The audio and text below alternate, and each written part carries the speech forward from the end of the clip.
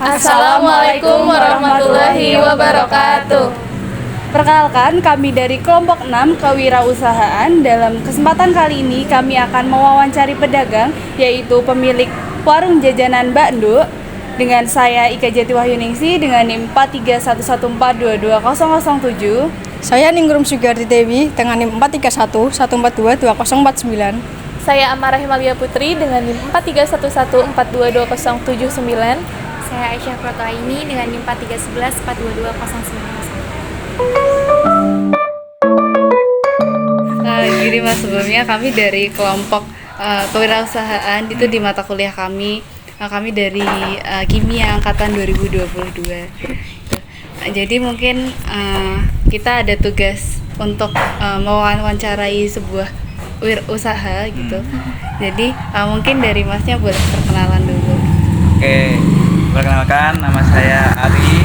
Kalau panjangannya Aris Setiawan, sebagai pemilik dari Mbak Nduk Jajanan. Kalau boleh tahu, Mas itu udah punya usaha Mbak Nduk Jajanan itu tuh dari kapan? Kalau berdirinya Mbak Nduk Jajanan sendiri itu di tahun 2019, tepatnya waktu COVID. Kita yang lain pada tumbang, kita malah baru bangun nih Mbak ceritanya. Jadi ini udah tahun keempat ya berarti ya. Oh iya. Tahun keempat kita jalan di sini. Gitu. Nah itu kan waktu COVID ya Mas. Itu apa motivasi Mas untuk bangun usaha Mbak Nduk Jajanan itu?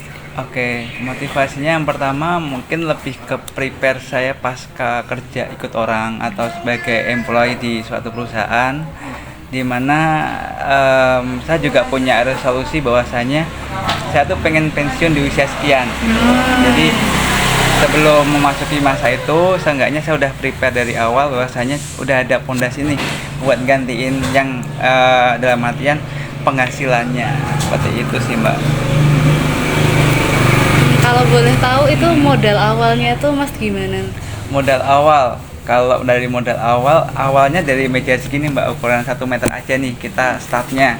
Dan kita cuman jualan goreng-gorengan aja, jadi belum ada kebab, belum ada lumpia dan sebagainya. Jadi memang dari awal segmentasinya kan ke anak-anak nih, tapi karena respon dari mahasiswa juga lumayan banyak, akhirnya di blow up juga di Twitter oleh Hima AKT juga akuntansi. Akhirnya kita bisa survive sampai saat ini.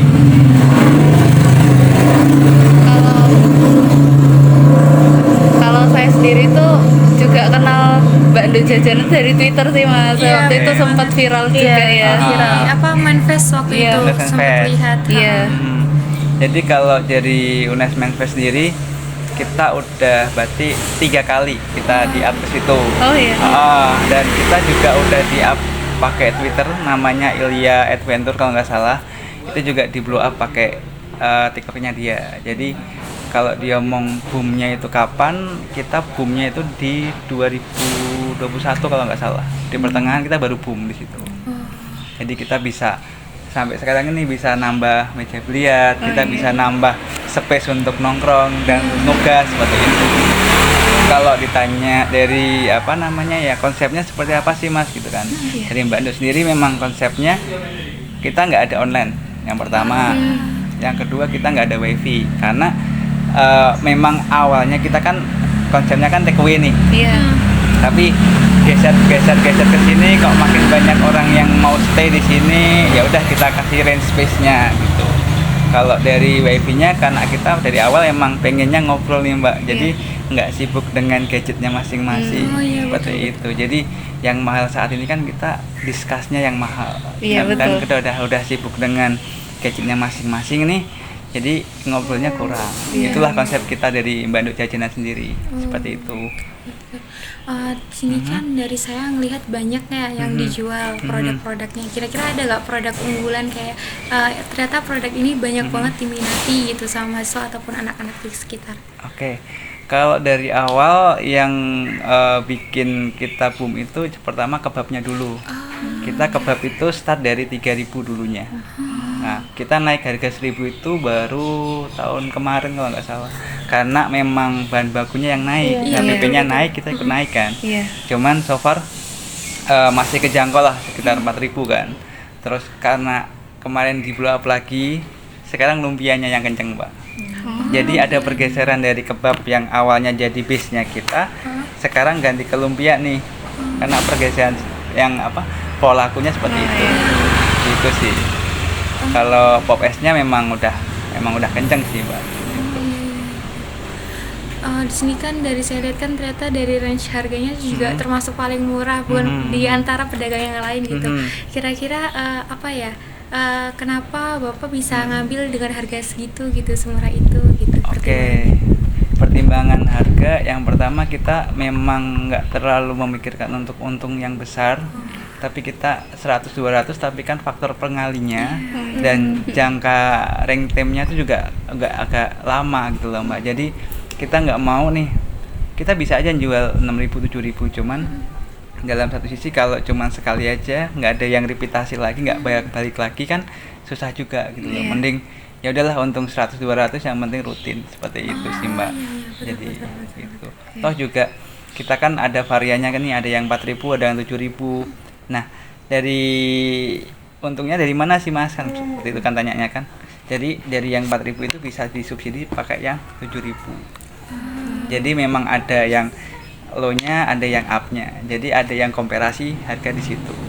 Gitu sih Mbak. Kalau untuk nutupin HPP-nya.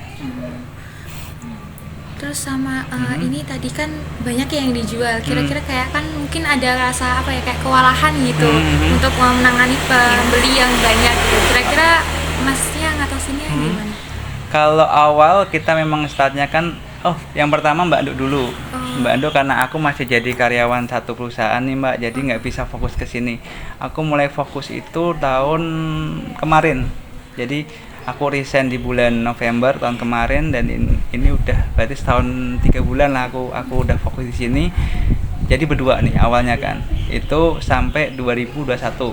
2021 kita sempat nambah karyawan nih 2. Cuman memang karyawannya udah lulus nih, jadi kita balik lagi nih ke settingan awal nih, kita berdua lagi. Cuman udah 4 bulan ini kita nambah orang lagi, seperti itu. Jadi, kita udah ada karyawan 2. Gitu. Berarti total berdua sama ibu sama 2 karyawan gitu ya? Berempat, tapi dari jam kerjanya memang kita kan startnya dari jam 6 sore nih sampai jam 12. Kalau Mbak Anduk sendiri dari siang sampai jam 6, Mbak Anduk ganti sama saya. Seperti itu. Gitu. Jadi memang setiap shiftnya memang 3 orang sebenarnya. Cuman kalau siang kan flow-nya kan nggak terlalu kenceng kayak malam nih. Jadi Mbak Anduk sendiri bisa ngatasi. Gitu. Mungkin dari kita teman-teman. Kan Mas bukanya waktu pandemi ya Mas. Mungkin banyak tantangan tuh pasti kan. Itu tantangannya apa aja Mas kira-kira? Tantangannya yang terbesar memang secara peraturan yang yang mendasarkan tetap PPKM ya. Cuman so far yang penting kita tetap ngikutin apa anjuran pemerintah, jadi kita ikutin aja. Dan kita memang pakai kebab 3.000 sih Mbak untuk survive-nya dulu kan. Dari awalnya tuh dari tempura dulu nih. Tempura kita ekspansi ke kebab baru kita nambah lumpia. Nah, dari tempura ini kita bisa survive 6 atau 7 tahun lah, aku lupa. Cuman memang lebih dari setahun lah baru kita nambah kebab. Jadi memang di 2019 2020 kita baru ada kebab. Jadi range time-nya setahun. Dan dulu ini toko sembako Mbak. Makanya kan di tulisan kan ada sembako nih. Dulu memang konsepnya kita ada tokonya, ini sebagai sambilannya. Cuman sekarang kebalik nih, tokonya tak bongkar, memang fokusnya ke jajanan aja, seperti itu. Karena dari segi cash flow-nya lebih cepat jajanan ketimbang sembako. Gitu. Ada rencana mau membesarkan nggak Pak? Rencana ada, resolusi ada, dan aku udah ada tempat di Banaran. Cuman mau ekspansi ke sana. Cuman masih pikir-pikir karena di sini pun belum settle, artinya belum bisa berjalan dengan sendirinya atau autopilot. Makanya aku belum tinggal. Kalau rencana pasti ada. Cuman kalau ditanya jangka pendeknya mungkin lebih ke bawah ini aku kasih kanopi dulu. Yang sini nih. Iya. Aha. Oh itu sampai situ juga ya Mas? Kebetulan kan ini juga punya aku juga Mbak, kontrakan ini. Oh gitu. Jadi bisa ekspansi ke sana. Keluar gini ya. Mhm. Panjang. Nah, rencananya kan mau pasang kanopi nih Mbak. Nanti parkirannya geser ke yang sebelah situ, yang abu-abu itu juga masih ikut sini kan.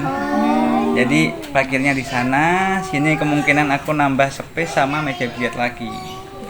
Konsepnya ke situ arahnya. Karena kalau ditanya apa ya, nyari keuntungan, aku nyarinya pasif. Karena kalau dari segi meja biliar kan sekali beli pasifnya kan jalan terus nih. Iya.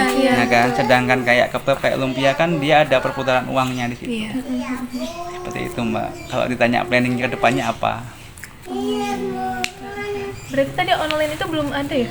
Memang nggak akan ada. Memang nggak akan ada. Nggak akan ada. Kan mau diadain gitu. Biasanya kan kalau online lebih Aha.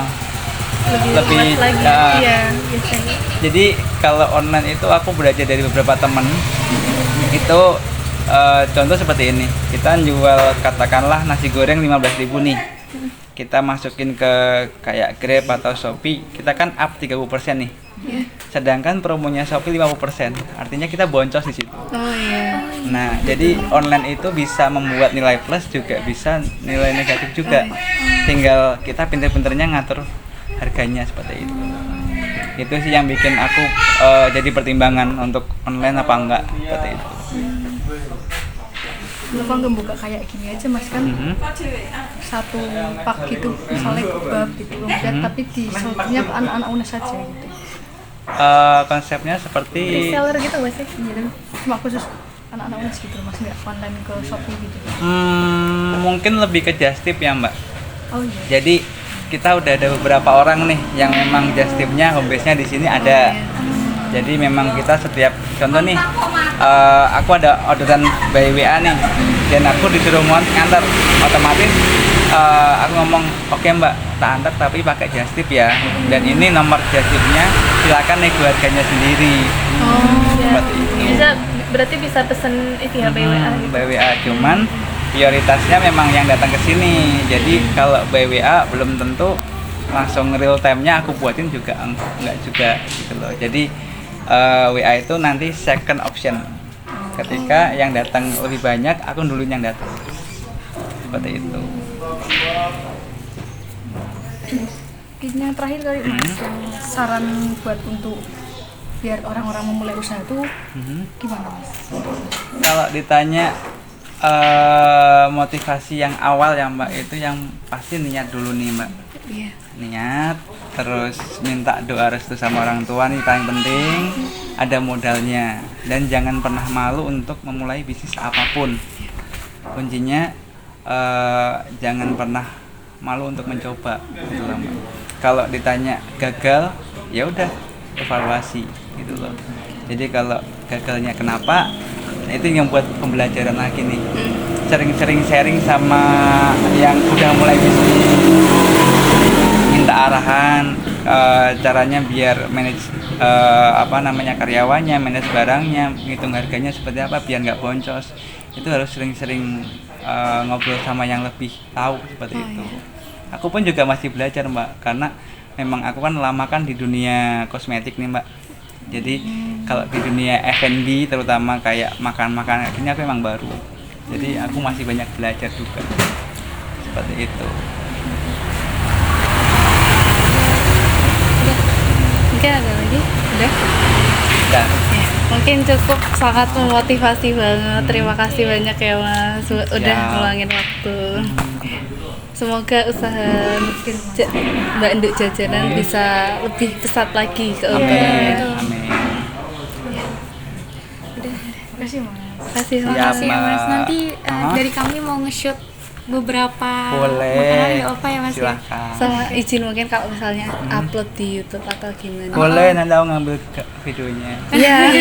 Karena aku juga mau up ke namanya punya aku sendiri juga. Oh, ada juga Mas. Ada. Kita ada IG-nya juga. Oh iya. Namanya sama Mbak Nduk Jajanan. Cuman kalau TikTok-nya masih TikTok pribadi saya sendiri. Gitu. Oke. Itu sih Mbak. Makasih banyak Makasih ya Mas. banyak ya, Mas. Oke. Makasih.